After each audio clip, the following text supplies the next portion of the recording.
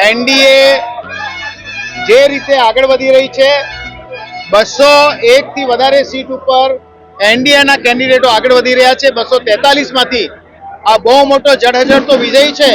જે જંગલ રાજની સામે બિહારના લોકોએ જે રીતે વોટિંગ કર્યું છે, આ વોટિંગનો પ્રતાપ છે. ભારતીય જનતા પાર્ટીના કાર્યકર્તાઓએ જે રીતે મહેનત કરી છે, જે રીતે માનનીય કેન્દ્રીય મંત્રી અને બિહારના સહપ્રભારી CR પાટીલ સાહેબને 78 જેટલી સીટની જવાબદારી આપવામાં આવી હતી. એમાં 74 થી વધુ સીટ ઉપર અત્યારે કેન્ડિડેટો આગળ છે. એમાં ભારતીય જનતા પાર્ટીના અને એનડીના કેન્ડિડેટો પણ છે.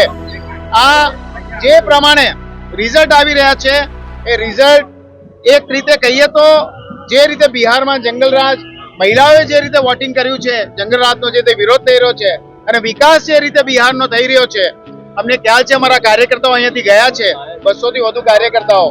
એમનું કહેવું એમ હતું કે જ્યારે આ એરપોર્ટ શરૂઆતના વર્ષોમાં આજથી જ્યારે આ જેડીયુની સરકાર અને જે રીતે ભારતીય જનતા પાર્ટીએ સંયુક્તપણે જે રીતે કામો કર્યા, એ કામોને કારણે ત્યાંના એરપોર્ટોથી લઈને રોડના ડેવલપમેન્ટ દેખાઈ રહ્યું છે.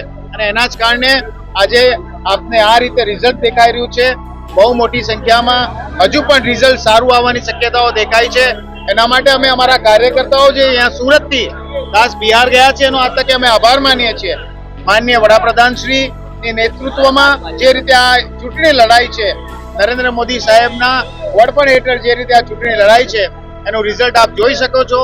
બિહારની જનતાએ ખોબે ખોબે એનડીએને મત આપ્યા છે.